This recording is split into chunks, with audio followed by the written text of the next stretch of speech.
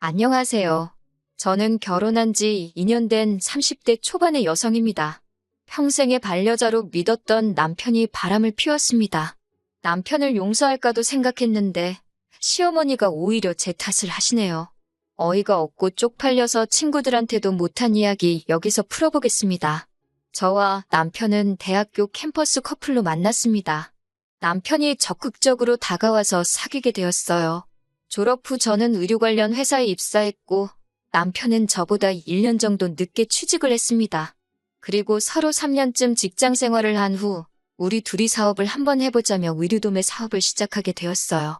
사업이 기대 이상으로 빨리 성장해서 이듬해에는 추가로 직원들도 채용해야 할 정도였습니다.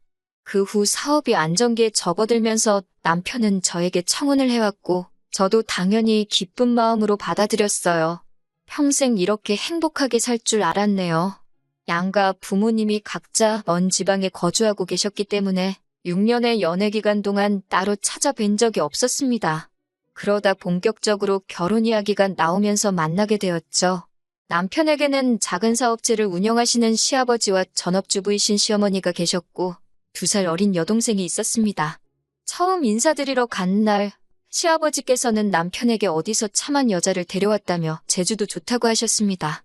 그러면서 저에게 모든 일은 여자가 하기 달렸다며 항상 행실을 바르게 하고 현명하게 행동하라는 덕담을 해주시더라고요. 여기까지는 정말 좋게 받아들였어요. 그런데 시어머니께서 쓸데없는 말을 덧붙이셨습니다. 세상이 아무리 뒤집어지고 엎어져도 남자가 벌어오는 돈으로 사는 한 남자가 하늘이고 여자가 땅이니 마음에 안 드는 일이 있어도 그러려니 하라고 하시더군요. 저는 속으로 당신도 딸이 있으면서 어떻게 저런 소리를 아무렇지 않게 하시나 싶었습니다. 제가 시어머니께 저도 돈 벌어요 하고 애교 있게 말씀드렸더니 네가 벌어봤자 얼마나 버냐고 그러시더라고요. 뭔가 잘못 알고 계신 것 같아서 남편이랑 저랑 같이 일한다고 말씀드렸어요. 제 말을 듣고는 시어머니께선 남편이 하는 일을 아내가 돕는 건 당연한 거라고 그러시더군요. 곧 남편이 일 이야기는 그만하자며 대화 주제를 돌렸습니다. 서울로 올라오는 길에 남편에게 나는 당신 일을 돕는 게 아니고 같이 일하는 건데 왜 시어머니께선 내가 단순히 당신 일을 돕는다고 생각하시는 거냐고 물었어요. 남편은 시어머니가 워낙에 아들 자랑하는 맛으로 사는 양반이라서 자기가 일을 더 많이 하는 것처럼 부풀려서 말했다며 미안하다고 하더라고요. 남편 말대로 시어머니께서는 아들 자랑을 정말 끊임없이 하셨습니다. 문제는 그런 자랑을 하시면서 꼭 주변 사람을 깎아내리셨어요. 한 번은 결혼하고 얼마 되지 않았을 무렵 시댁에 내려간 일이 있었습니다. 시어머니께서는 주말에 교회분들하고 식사를 하기로 하셨다며 서울에 올라가기 전에 저희더러 들려서 인사라도 한번 하고 가라고 하시더군요. 그렇게 약속 장소에 도착해 인사를 드리고 자리에 계신 분들께서 저희에게 둘 다 TV에 나오는 사람들 같다며 보기 좋다고 칭찬들을 해주셨습니다. 그러자 시어머니께서는 그렇지 않아도 어렸을 때 당신 아들 연예인 시키라는 사람들이 그렇게 많았다면서 인물 좋지 머리 좋지 뭐 하나 빠지는 게 없다고 한술 더 뜨시더라고요. 거기서 끝났으면 저도 단순히 엄마로서 아들 자랑 하시는구나 하고 말았을 텐데 갑자기 우리 새아가는 아들에 비해 인물은 평범해도 심성이 엄청 곱단 말을 덧붙이시더군요. 이건 거의 욕 아닌가요? 자리에서 표정 관리 안 돼서 엄청나게 고생했습니다. 뿐만 아니라 결혼하고 1년쯤 지난 언젠가 신우가 저희 집에 온 적이 있어요. 신우는 시부모님이랑 지방에서 사는데 그날은 서울에 볼 일이 있다며 하룻밤 재워달라고 하더라고요.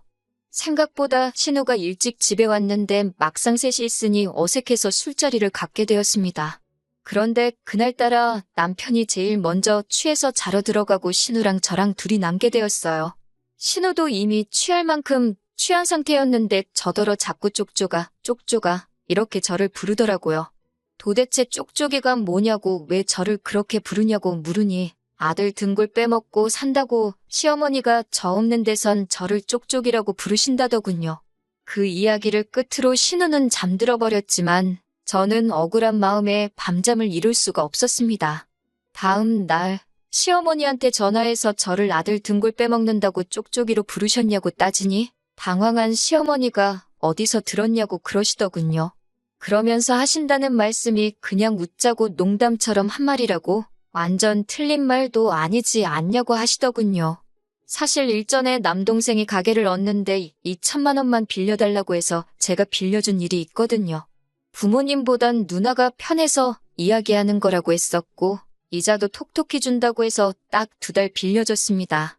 아무리 그래도 어떻게 이자를 받냐고 하니 그럼 누나랑 매형 선물이라도 해주고 싶다며 명품 지갑 하나씩 사주더라고요. 그런데 남편이 이 일을 시어머니께 자기가 무슨 처남 가게라도 차려준 듯 과장해서 이야기를 했고 그 이야기를 들으신 시어머니께서는 다시 저에게 연락을 하시고는 왜 남편이 힘들게 벌어온 돈을 친정에 빼돌리냐며 그러는 거 아니라고 호통을 치셨어요. 생각보다 일이 커지자 남편이 나서서 자기가 수습하겠다며 시어머니께 해명 아닌 해명을 해서 오해가 다 풀린 줄 알았는데 그게 아니었나 봅니다. 시어머니는 그 사건 이후로 제가 남편 등골이나 빨아먹는 여자라고 생각하셨던 모양이에요. 저는 고민 끝에 남편에게 사업을 따로 해보자고 했습니다. 남편은 의외로 흔쾌히 좋다며 기왕 이렇게 된 거 생활비도 반반씩 부담해보자고 하더군요. 저도 차라리 그렇게 하면 시댁에서 말 나올 일도 없고 낫겠다 싶어서 좋다고 했습니다. 남편에게 그런 꿍꿍이가 있는 줄도 모르고 말이죠.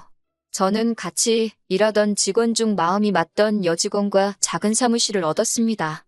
그리고는 예전에는 중국에서 대량으로 들여와 팔던 도매에서 벗어나 소량씩 오더를 받아 특정 업체하고만 거래하는 의류도매업을 시작했어요. 다행히 여지껏 사업하면서 인맥 관리를 잘 해놓은 게 있어서 여러 사람의 도움으로 쉽게 자리를 잡을 수 있었네요. 하지만 남편은 기존에 하던 사업이 지겹다며 다른 일을 하겠다더니 와인바를 차리더군요. 말이 좋아 와인바지 누가 봐도 이해 안 가는 위치에 매장도 작아서 누가 올까 싶었습니다.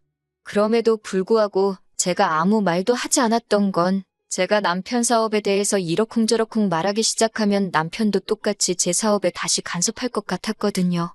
그렇게 각자 사업을 시작한 지 한 3개월 정도 지났을 무렵입니다. 연애할 때부터 남편은 핸드폰을 잘 들고 다니지 않아 무척이나 속을 썩였던 사람이에요. 그런 사람이 언젠가부터 손에서 핸드폰을 내려놓지 않고 잠금까지 설정해 놓았더군요. 그뿐만 아니라 새치가 워낙 많아서 제가 항상 염색 좀 하라고 노래를 불렀거든요. 그럴 때마다 자연스러운 게 제일이라며 죽어도 안 하더니 언젠가부터 멋들어진 갈색으로 염색을 하고 다녔습니다. 부쩍 외모에 신경 쓰기 시작한 이후에도 무엇보다도 밖에서 자는 게 싫다며 여행 다니기도 좋아하지 않고 하다못해 찜질방도 안 가던 사람이 사업상 아는 사람을 만나봐야 한다며 이따금씩 외박을 하기 시작했습니다. 제 친한 친구에게 털어놓으니 혹시 제 남편이 바람피는 거 아니냐고 하더라고요. 그러다 결정적으로 여자가 생겼다는 확신을 갖게 된 사건이 있었습니다.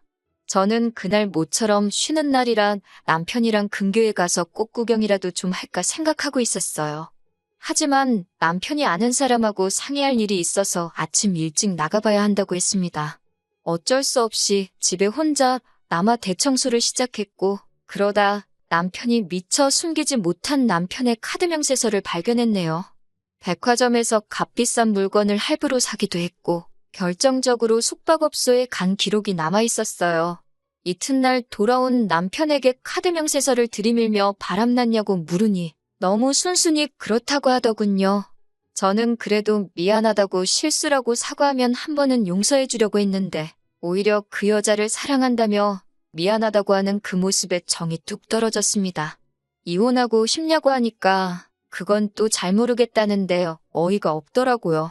저는 시어머니께 일단 전화를 드렸고 남편이 따로 만나는 여자가 있다고 말했어요. 차마 친정에는 말할 수가 없어서 시어머니께 같은 여자로서 위로라도 받고 싶었습니다. 그런데 시어머니께서는 한숨을 내쉬더니 원래 남자가 잘나면 여자들이 무슨 콩고물이라도 떨어질까 싶어 들러붙는 법이라며 이 또한 지나가리라 생각하고 잊어버리라더군요. 오히려 괜히 일 크게 만들어서 우리 아들 일하느라 바쁜데 괜히 스트레스 받게 하지 말라고 하시면서 말이죠. 통화를 할수록 있던 정, 없던 정 전부 다 떨어져서 제가 그냥 이혼하겠다고 하니까 시어머니께선 말귀를 못 알아먹는다며 마음대로 하라 하셨습니다. 시어머니든 남편이든 진심으로 사과만 해오면 저는 솔직히 소송하지 않고 적당히 위자료만 받고 끝내려고 했어요. 애시당초 같이 살고 있는 집은 친정어머니 명의로 되어 있었고 저희는 전세가 아닌 월세로 돈을 내고 있었기 때문에 아무리 남편이 물고 늘어져도 남편 몫은 하나도 없었거든요. 그런데 남편도 시어머니도 뻔뻔하게 행동을 하니 저도 악에 바치더라고요. 결국 변호사를 사서 그 여자한테 먼저 위자료 청구 소송을 걸었고 이를 알게 된 남편이 절대로 이혼해주지 않을 거라며 엄포를 놨지만 귀책 사유가 남편에게 있었기에 제가 이혼 소송을 또 걸었습니다. 변호사 말로는 남편 앞으로 사업장도 있고 하니 재산 분할을 받을 수 있을 거라고 했습니다. 소송을 시작하고 2달쯤 지나가자 그제서야 남편은 자기가 불리한 상황임을 깨닫기라도 했는지 저에게 합의하자고 하더군요. 저도 하루라도 빨리 이 지긋지긋한 관계에서 벗어나고 싶었기 때문에 위자료 4천과 남편이 몰던 수입차를 제가 가져오는 조건으로 완전히 헤어지게 되었습니다. 저도 제 사연이 여기서 끝이면 참 좋겠습니다만 남편과 이혼하고 한 3달쯤 지났을 때입니다. 시어머니한테서 전화가 걸려왔어요. 시어머니께서는 다짜고짜 당신이 죽게 생겼다며 제발 한 번만 만나달라고 하시더군요. 친정 어머니께 털어놓으니 마지막이다 생각하고 얼굴 뵙고 잘 지내시라 인사라도 하고 오라고 하시더군요. 그리고 며칠 뒤 서울까지 올라오신 시어머니를 만나게 되었습니다. 반년 만에 처음 뵙는 거였는데 매우 수척해지셨더라고요.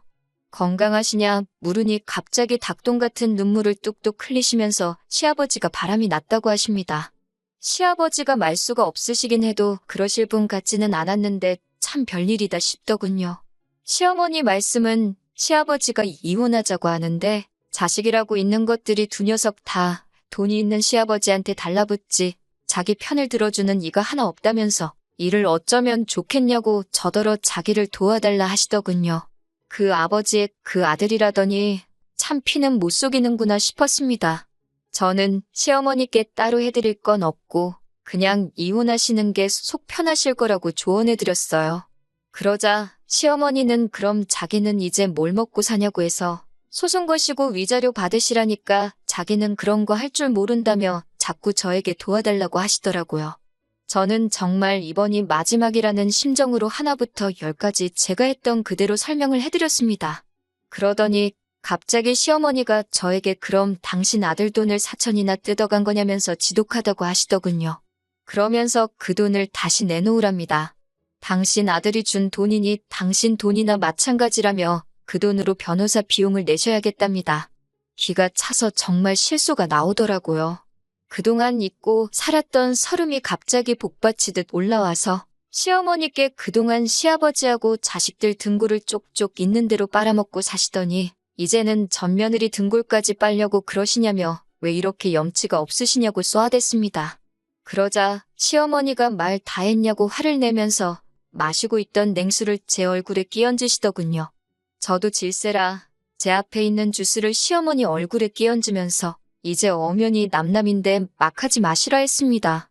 아이고 소리만 연신 해대는 시어머니를 뒤로하고 카페를 나오는데 속이 다 후련하더라고요. 그날 이후로 얼마 전까지 저는 일에만 몰두하며 살았습니다. 집에 있으면 잡생각이 자꾸 나서 우울해졌기에 정말이지 일하고 집만 오가며 살았던 것 같아요. 그래도 덕분에 지금은 연예인들한테 협찬도 하고 해외로 수출도 하고 제가 목표했던 바를 하나씩 이뤄나가게 되었습니다. 그러다 얼마 전 정말 우연히 예전 신우를 만나게 되었습니다. 의료업계 종사자들하고 같이 술자리를 하게 되었는데 자기 회사 인턴이라며 아는 대표가 신우를 데리고 나왔더라고요. 처음부터 신우에겐 나쁜 감정은 크게 없었기 때문에 반갑게 인사를 할 수 있었습니다. 술자리가 파하고 집에 가려는데 신우가 저를 기다리고 있더라고요. 예전처럼 언니네서 하루 자고 가도 되냐고 묻길래 그러라 했습니다. 사실 같이 한 세월이 있어서 그런지 전 남편 소식이 좀 궁금하긴 하더라고요. 간단히 말하자면 전 남편이 만나던 여자는 남자 등쳐먹기로 유명한 여자였대요. 애초에 처음부터 남편의 돈을 목적으로 접근한 것이었고 저랑 이혼하고 얼마 되지 않아 여자한테 돈 다 털리고 그나마 가지고 있던 사업인 와인바도 망했답니다. 시아버지는 시어머니하고 별거에 들어가셨고 오갈 곳 없어진 남편과 시어머니 둘이 같이 살고 있다네요. 신우는 지금은 고시원에 머물면서 직장생활 시작했고요. 신우에게 잘 지내라고 가끔 연락하면 언니가 맛있는 거 사준다 했습니다. 전 남편에게는 내 소식은 전하지 말아달라 하니 알겠다곤 했는데 솔직히 전에도 저는 뭐 꿀릴 거 없어서 걱정하진 않습니다. 앞으로도 지금까지 그랬던 것처럼 최선을 다해서 열심히 살아야겠다는 생각뿐이에요.